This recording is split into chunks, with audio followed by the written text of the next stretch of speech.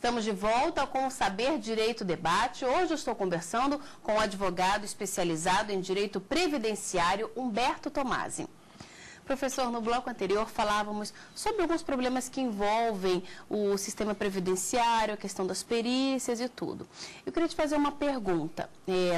Eu já ouvi dizer que alguns trabalhadores que procuraram o INSS tiveram a seguinte resposta: bom, realmente você está inapto para exercer essa função. Por exemplo, sei lá, um pedreiro. Mas você pode exercer uma outra função. E daí me negam o benefício. Como é que isso funciona? Sim, esse é o serviço de reabilitação profissional da Previdência Social, que funciona precariamente, é bom que se diga. O segurado pode estar incapaz para a sua atividade habitual, o que lhe daria direito, num primeiro momento, ao auxílio-doença.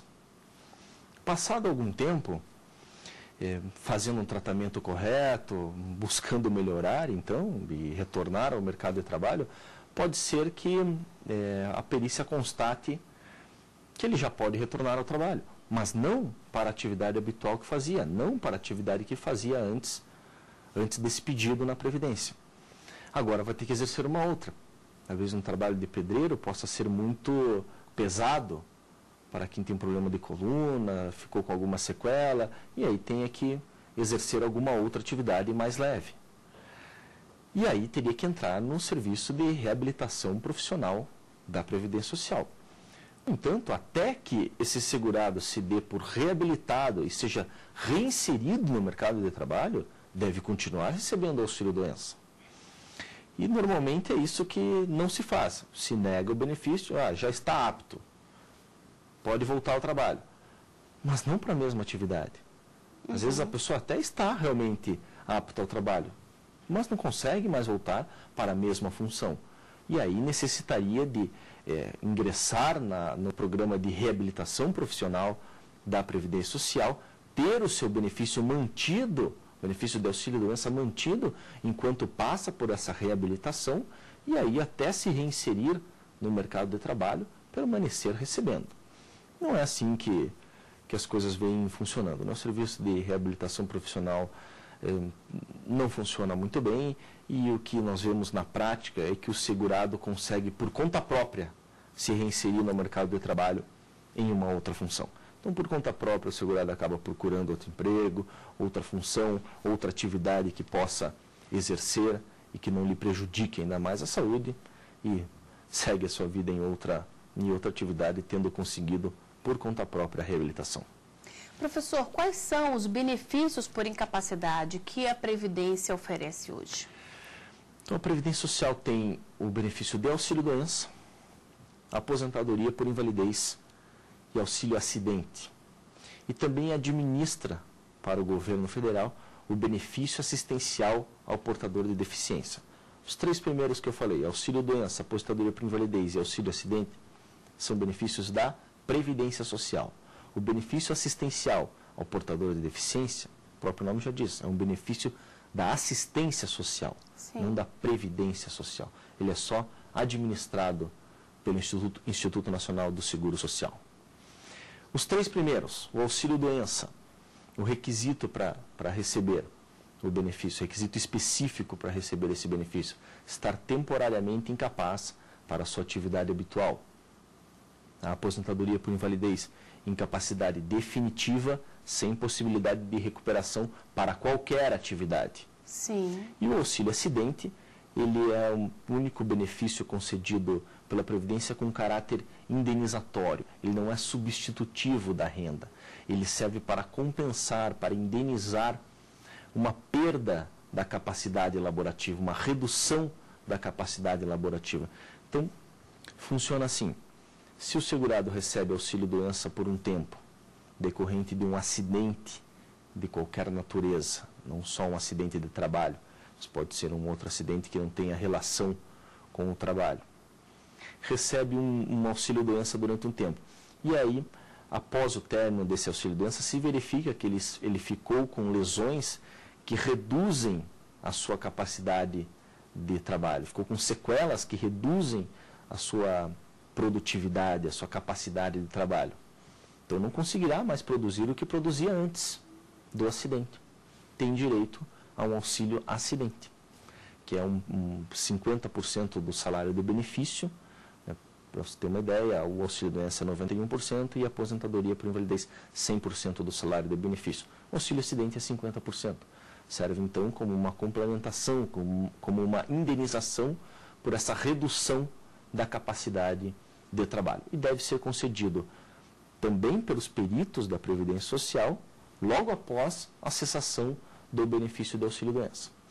Só para comentarmos também sobre os outros requisitos para a concessão do auxílio-doença e da aposentadoria por invalidez, os dois precisam de uma qualidade de segurado, quer dizer, o segurado precisa manter o vínculo com a Previdência, e ambos exigem uma carência de 12 meses, de 12 contribuições pagas para então pedir o benefício. E existem alguns casos em que essa carência não é exigida. Esses são casos de doenças graves previstas em lei ou acidentes, né? Podem ser acidentes de trabalho ou de qualquer natureza. Só para deixar bem claro isso, a pessoa pode, por exemplo, trabalhar um dia com carteira assinada pela primeira vez na vida e ao sair do estabelecimento, ao deixar o trabalho, pode sofrer um acidente e vir a ficar incapaz ou até vir a falecer. Terá direito a um benefício por incapacidade ou seus dependentes a uma pensão por morte. Então, esse primeiro dia de trabalho já dá o vínculo com a Previdência. E aí já permite, no caso de acidente, o recebimento do benefício por incapacidade. Agora, professor, esse auxílio-doença e esse auxílio-acidente, as pessoas recebem esse benefício pela vida inteira ou tem um prazo determinado? O auxílio-acidente, atualmente, ele tem sido concedido até a data da aposentadoria. Sim. Ele, antes de 1997, ele era vitalício. Após, passou a integrar o salário de contribuição para efeitos de aposentadoria. Que significa o seguinte: o segurado continua trabalhando e, se ganhar lá R$1.000 com o seu trabalho, recebe 500 de auxílio-acidente, pode inclusive ser menor do que o salário mínimo, recebe 500 de auxílio-acidente, é como se estivesse pagando para a Previdência Social 1.500 por mês. Somam-se esses valores para a concessão de uma futura aposentadoria. Já o auxílio-doença, ele não tem prazo definido. Ele não é concedido não vai ser concedido pelo resto da vida, lógico, porque acaba sendo transformado, né, convertido numa aposentadoria por invalidez, se o segurado não se recupera, mas não tem um prazo definido, pode ser recebido por muitos anos. Enquanto o médico disser que esse segurado está temporariamente incapaz, que ainda há possibilidade de recuperação, pode ser para a mesma atividade ou para outra, o benefício é auxílio-doença. Só a partir do momento que o perito diga que a incapacidade é definitiva para qualquer atividade sem possibilidade de recuperação, é que o benefício que o segurado teria direito a uma aposentadoria por invalidez. Professor, quando uma pessoa já é aposentada, continua trabalhando e adoece, né, acaba tendo uma doença grave, como, por exemplo, um câncer, digamos, não é? A pessoa já é aposentada, já recebe e acaba ficando doente. Existe um meio de aumentar o benefício que ela já recebe ou de obter algum outro benefício da Previdência? Não existe. Se está recebendo o benefício de aposentadoria por tempo de contribuição por idade ou especial e venha ficar doente ou incapaz ou necessitar da ajuda de terceiros permanentemente, não terá direito a nenhum acréscimo ou nenhuma mudança de benefício. No entanto, esse é um ponto importante, porque a evolução da tese da desaposentação pode chegar a isso. O contrário é possível. O segurado pode receber uma aposentadoria por invalidez e, quando atingir a idade correspondente, pode trocar por uma aposentadoria por idade. Sim. Isso, em muitos casos, é interessante. Mas o valor muda? O valor vai mudar. Cada um tem uma forma de cálculo. Normalmente, a aposentadoria por invalidez é o melhor benefício da Previdência Social. E aí o segurado pode trocar por uma aposentadoria por idade. O que pode ser interessante, por exemplo, nos casos em que ele pretende retornar ao trabalho. Conseguiu retornar ao trabalho, conseguiu se adaptar para uma outra atividade, e aí vai exercer essa outra função, esse outro trabalho, pode trocar então para uma aposentadoria por idade. O inverso não é verdade. No entanto, a evolução da tese da desaposentação pode ser que leve a isso. Alguns autores já falam ou não gostam de falar em desaposentação, preferem transformação do benefício. E aí não se falaria em devolução de valores. Aí você acabaria com essa discussão de devolver ou não o dinheiro, porque não se está pedindo a renúncia de um benefício. Estou transformando o meu benefício. Eu quero um outro agora, porque eu cumpri os requisitos para um outro benefício. Então agora eu quero este outro. Que seria este caso que você me perguntou. Então é possível pleitear esse direito na justiça, não é? Porque, mas, afinal de contas, o segurado não esperava que fosse adoecer e que tivesse que arcar com gastos tão altos, que, afinal de contas, um tratamento, exemplo de câncer, a gente sabe que é um tratamento caríssimo. Sim, não é hoje sem no dúvida, Brasil. Mas só vamos deixar claro que isso não existe na lei. Né? Essa é uma possibilidade que é possível pleitear judicialmente só.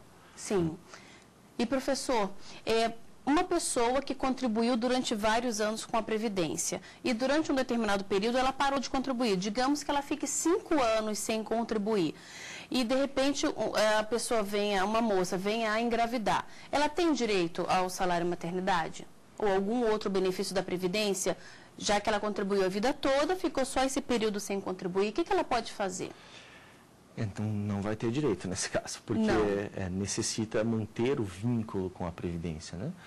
Vamos lembrar que o regime geral de Previdência Social é um seguro, o INSS é uma seguradora, então funciona da mesma forma. Você não pode exigir o pagamento do prejuízo que você teve com o seu carro batido se você não paga o seguro dele, ou se você está atrasada com as prestações do teu seguro. Sim. Não pode pleitear a indenização porque a casa pegou fogo se você não paga o seguro da tua casa. Mesmo tendo pago por muitos anos atrás. Se ficou um período sem pagar, você já perde o vínculo. Exatamente. Se o seguro do teu carro vence hoje e você não paga e bate o carro amanhã, você ainda está coberto, porque você tem lá 24, 48 horas de cobertura. Passado esse prazo, se bater o carro, não terá mais direito à cobertura. E isso todos entendem. Isso é fácil. Claro. A Previdência funciona da mesma forma. Existe um prazo em que o segurado pode ficar sem verter contribuições para a Previdência Social e ainda assim manter o seu vínculo, manter o direito a todos os benefícios da Previdência Social. É o que chamamos de período de graça. Sim. Esse período de graça pode variar de 3 meses a 36 meses, dependendo de cada situação. Via de regra, o mais comum é que mantém esse vínculo com a Previdência por 12 meses. Não é interessante deixar de pagar a Previdência Social por mais de 12 meses.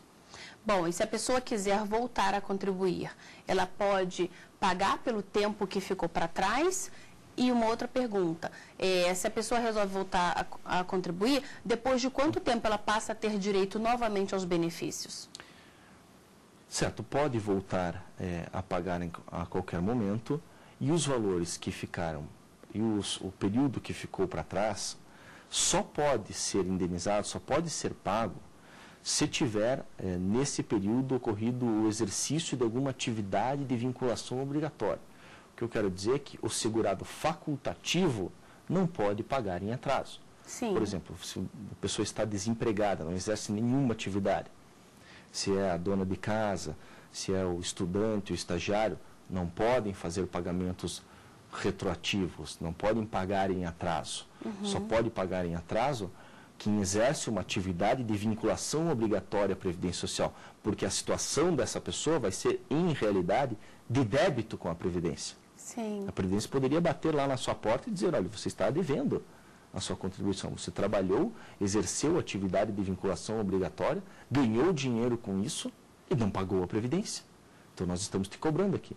Eu acho que não há estrutura para fazer isso, não há pessoal para fazer isso e fiscalizar todos os autônomos do Brasil. Mas a Previdência bem podia fazer isso. Se o segurado quiser fazer por conta, terá que provar então que trabalhou, que exerceu essa atividade de vinculação obrigatória e aí sim fazer o pagamento do período que ficou para trás. Bom, e para que ele tenha direito aos benefícios novamente, ele tem que pagar de novo por quanto tempo? 12 meses? O senhor disse que tem uma carência, né? Exato. Todos os benefícios da Previdência têm uma carência. O mais comum nessas situações de retorno ao pagamento de contribuições, e aí vai pleitear outro benefício, se dá no auxílio-doença. Sim. O auxílio-doença tem uma carência exigida de 12 contribuições, caso o segurado perca o vínculo com a Previdência, realmente deixe passar o período de graça sem contribuição, vai perder o vínculo. Quando retomar as contribuições, deverá pagar 1/3 da carência correspondente, ou seja, 4 contribuições. A partir do 4º pagamento em dia, já terá direito novamente ao auxílio-doença se ficar doente. E se voltar a pagar e sofrer um acidente que isenta o segurado do cumprimento de carência, já terá direito imediatamente ao benefício.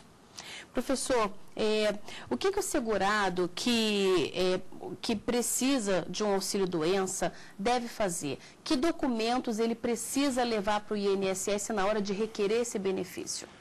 Então, como a gente já tinha comentado numa outra pergunta, é uma situação super delicada a perícia da Previdência. Envolvem muitas outras questões, como, por exemplo, a falta de acesso dos segurados a um exame completo, a um tratamento eficaz.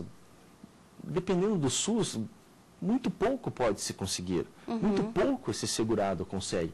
Então, o principal para alguém que está buscando um benefício por incapacidade na Previdência é a documentação médica. A documentação médica precisa estar muito boa, estar completa, para que o perito da Previdência também possa fazer um trabalho seguro, também possa dar o seu parecer ali, a sua opinião de forma segura, baseado em documentos consistentes que comprovem realmente a incapacidade do segurado.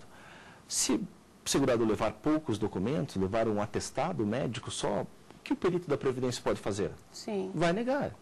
Vai negar. Não há elementos ali para dizer que aquele segurado está ou não incapaz. Salvo situações em que a incapacidade é visível.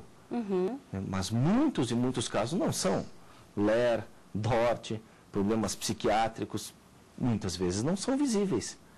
E aí o perito precisa de um exame, de laudos, de todo o acompanhamento que foi feito por aquele segurado até chegar àquele momento, para avaliar toda a situação e dizer se ele está ou não incapaz. Não dá só para condenar os peritos da Previdência, né? Eles fazem um trabalho importantíssimo, precisam fazer esse filtro, como eu já falei, e precisam de elementos para poder dar a sua opinião, para poder julgar, para poder dizer se está ou não incapaz.